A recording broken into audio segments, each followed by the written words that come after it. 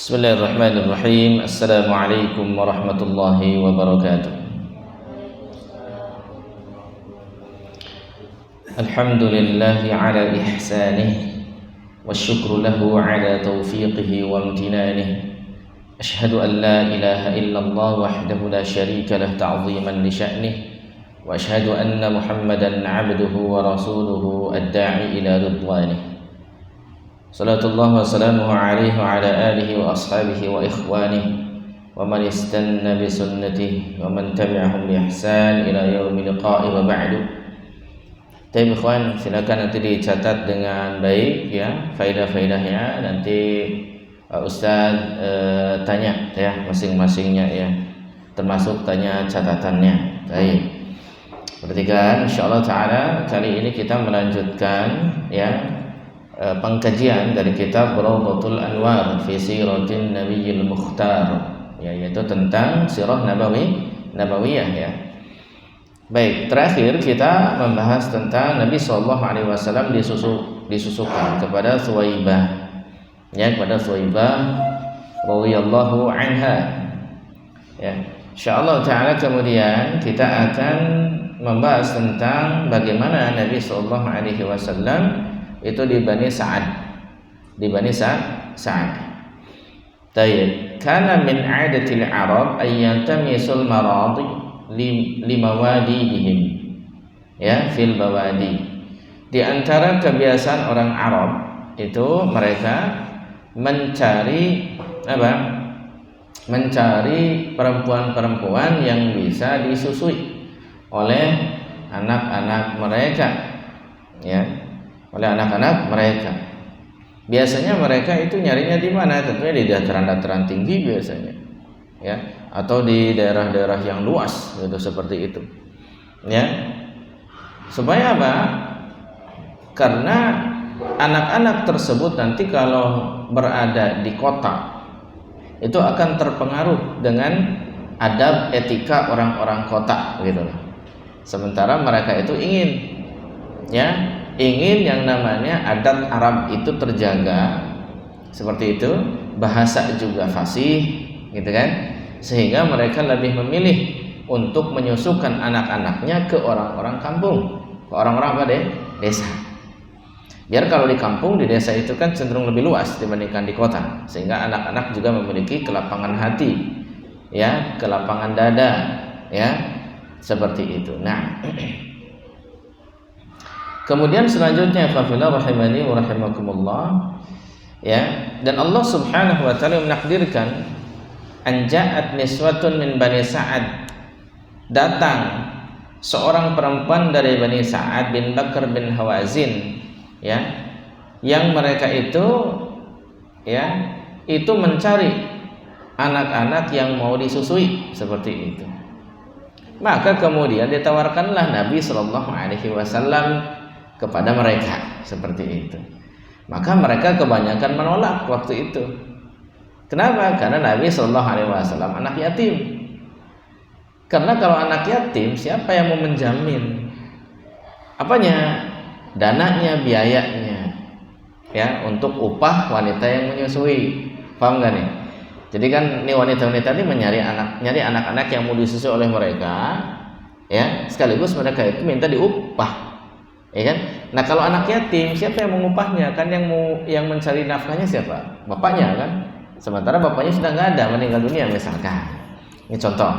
Sehingga di sini banyak wanita-wanita tersebut menolak waktu itu, ya.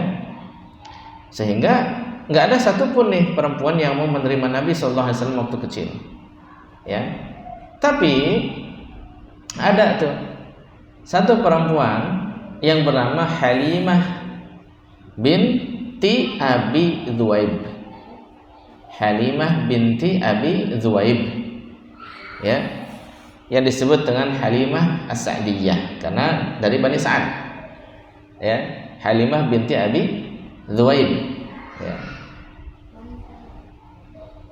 Nah, Halimah binti Abi Dhuwaib inilah yang menerima Nabi sallallahu alaihi wasallam, mengambil beliau sallallahu alaihi wasallam seperti itu, ya. Baik.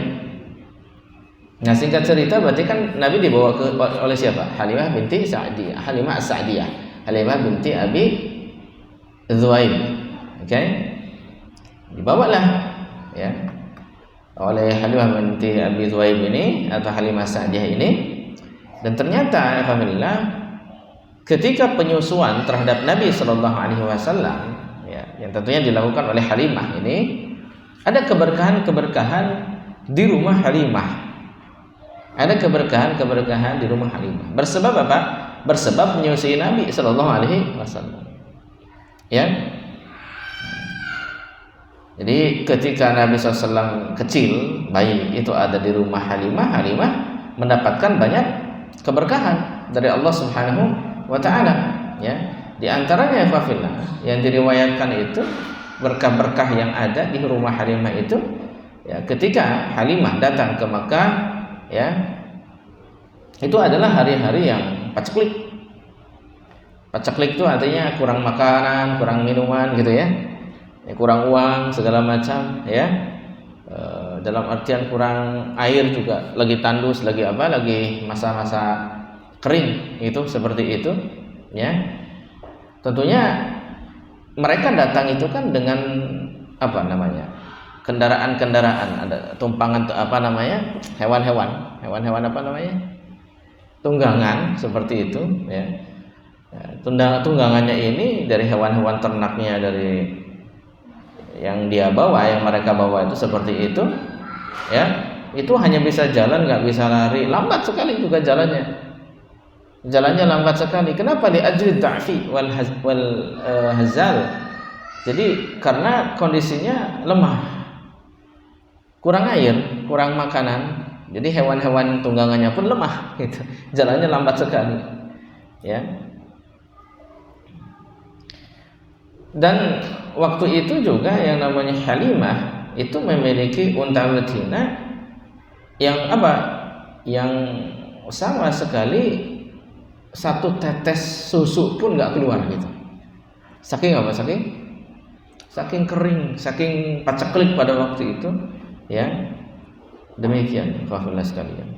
Bahkan mereka atau Halimah sendiri itu waktu itu juga ada bayi kecil gitu yang nangis terus, bahkan nangisnya itu nangis sambil teriak-teriak tuh, nangis wah gitu ya, luar biasa, di sepanjang malam seperti itu. Karena apa? Karena lapar, walayana, dan karena nggak tidur ya, seperti itu.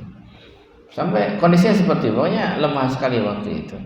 Tapi tatkala ya, Halimah datang kepada Nabi Shallallahu Alaihi Wasallam dan Halimah membawa Nabi Shallallahu Alaihi Wasallam dan menyusuinya di kamar Halimah seperti itu, maka pada waktu itu tiba-tiba dari ternak-ternaknya, termasuk dari binatang tunggangannya itu, mengeluarkan susu yang banyak. Mengeluarkan susu yang banyak, air susu yang banyak. Dari yang tadinya satu tetes pun nggak ada, tiba-tiba air susunya jadi banyak, ya. Maka ya Nabi SAW bisa disusui dengan baik karena Halimah juga banyak minum susu darinya, susu hewannya seperti itu ya, sampai kalau minum itu sampai kenyang gitu ya, sampai kenyang ya. Barulah kemudian setelah itu mereka bisa tidur karena kenyang ya, seperti itu. Nah, ini diantaranya ya. Dan masih banyak lagi tentunya dari segi keuangan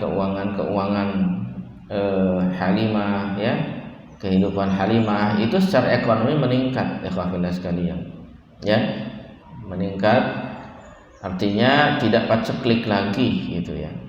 Banyak rezeki dari Allah Subhanahu wa taala selama menyusui Nabi Shallallahu Alaihi Wasallam, sampai Halimah pun merasa bahwasanya ini bersebab atau wasilahnya adalah dengan menyusui siapa?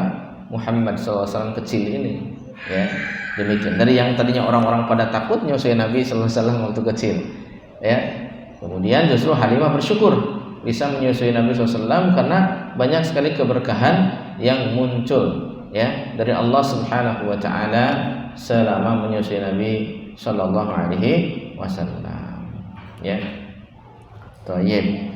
Demikian insyaallah taala yang bisa disampaikan. Insyaallah nanti kita lanjutkan lagi tentang bagaimana Nabi sallallahu alaihi wasallam hidup di Bani Sa'ad. Ya.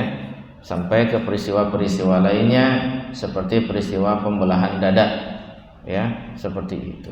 Wallahu ta'ala a'lam bissawab. Subhanakallahumma bihamdik asyhadu an la ilaha illa anta astaghfiruka wa atubu ilaik. Wa sallallahu ala nabiyyina Muhammadin wa ala alihi wa sahbihi wa sallam.